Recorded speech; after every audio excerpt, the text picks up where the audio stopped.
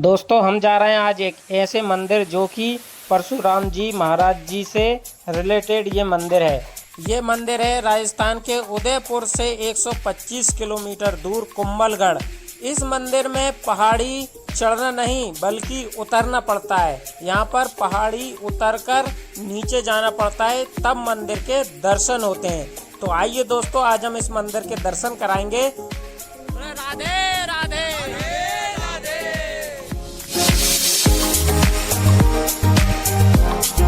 और यहाँ के पुजारी जी से भी हम मंदिर की कथा सुनेंगे और आपको भी सुनवाएंगे। क्या है इस मंदिर का रहस्य, वो भी आज आपको बताएंगे।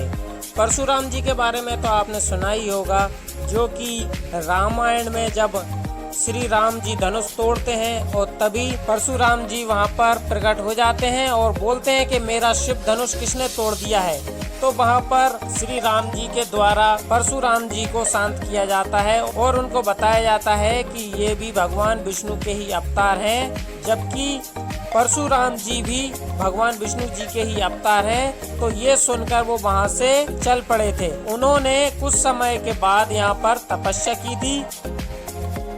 यहाँ की हम आपको पूरी कथा सुनाएंगे, बस आप हमारे साथ बने रहें और इस यात्रा का आनंद लें हमारे साथ। दोस्तों, इस मंदिर पर आने के लिए वाहन जहाँ हम खड़े करते हैं और वहाँ से मंदिर की दूरी लगभग 1200 मीटर है, मतलब 1.5 किलोमीटर के समथिंग।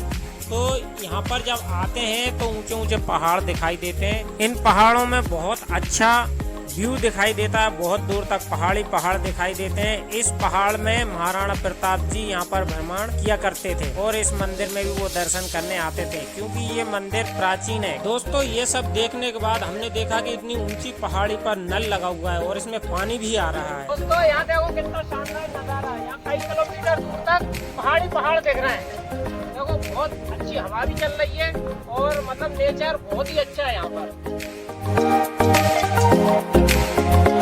दोस्तों, 1.25 किलोमीटर दूर यहाँ पर उतरना और फिर इतना ही चढ़ना, लोगों की हालत खराब हो जाती है, मगर फिर भी यहाँ पर भक्त लोग आते हैं और उनकी मनोकामना भी यहाँ से पूर्ण होती है। दोस्तों, लगभग हम मंदिर के करीब पहुँच ही गए हैं। ये जो आप चद्दर देख रहे हैं, ये मंदिर है और यहाँ से भी बहुत शानदार नज़ारा दिखाई दे रहा है पहाड़ियों का। मैं इन पहाड़ियों को देख कर इतना खुश हो रहा हूँ और इतना अच्छा लग रहा है कि मैं बार बार देख रहा हूँ और आपको भी दिखा रहा हूँ। तो चलिए आगे बढ़ते हैं और चलते हैं मंदिर के अंदर। तो ये दोस्तों बहुत ही पुराना रास्ता है और इसी रास्ते से हम जाते हैं। यहाँ पर फिर थोड़ी सी चढ़ाई करना पड़ती है, बिल्कुल खड़ी चढ़ाई है यहाँ पर, और यहाँ पर सीढ़ियाँ हैं, बढ़िया व्यवस्था है, ऊपर चद्दर है, धूप ना पड़े, और बस ये मंदिर है। दोस्तों, अब हम मंदिर के अंदर प्रवेश कर गए हैं और आप ये जो देख रहे हैं, ये है महादेव जी। इन्हीं की तपस्या की थी भगवान परशुराम जी ने। तो इनकी अब हम कथा आपको बिल्कुल पुजारी जी के मुखारबिंद से सुनाने वाले हैं। बस आप हमारे साथ बने रहिए और जब तक हम आपको ये मंदिर का प्रांगण दिखाते हैं और भगवान शिव जी के दर्शन कराते हैं।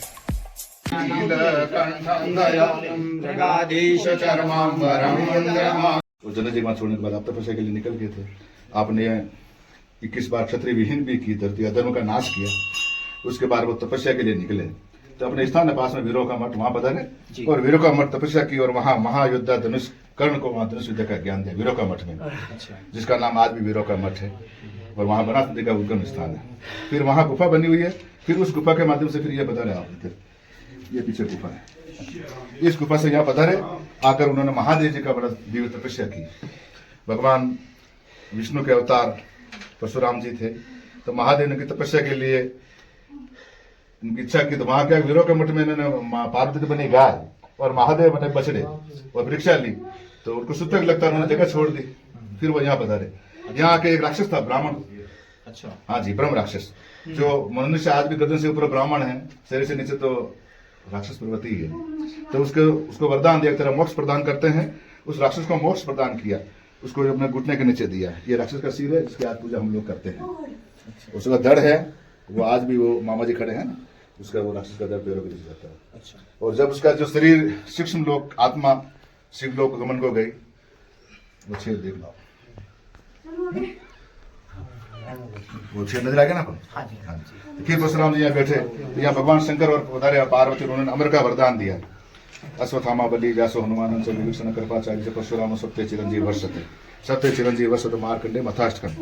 तो ये परशुराम जी सपरिवार विराजमान। जिस प्रकार हनुमान जी के हृदय में सीताराम और जानकी हैं जो शिव जी का रूप है, उसी प्रकार परशुराम जी विष्णु के रूप में इनके हृदय में शिव और पार्वती विराजमान है।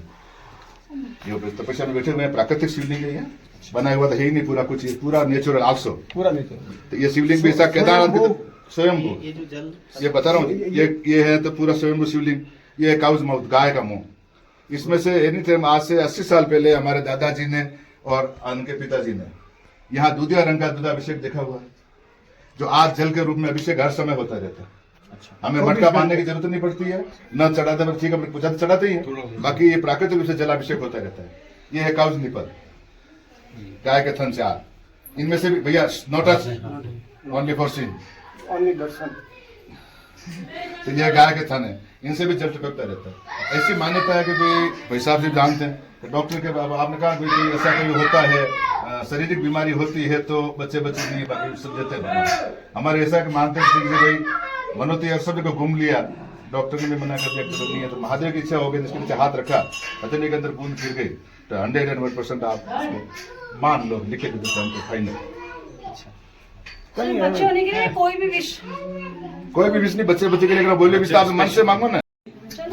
तो दोस्तों बताइए कैसी लगी हमारे महादेव जी और भगवान परशुराम जी की ये कथा। तो दोस्तों इसके बाद हम पीते हैं बेलपत्र के फल की चाय और फिर हम जाते हैं, यहाँ पर ठाकुर जी भी विराजमान है, उनके दर्शन करते हैं। इसके बाद में हम निकल जाते हैं हमारे घर वापस। जय श्री राम।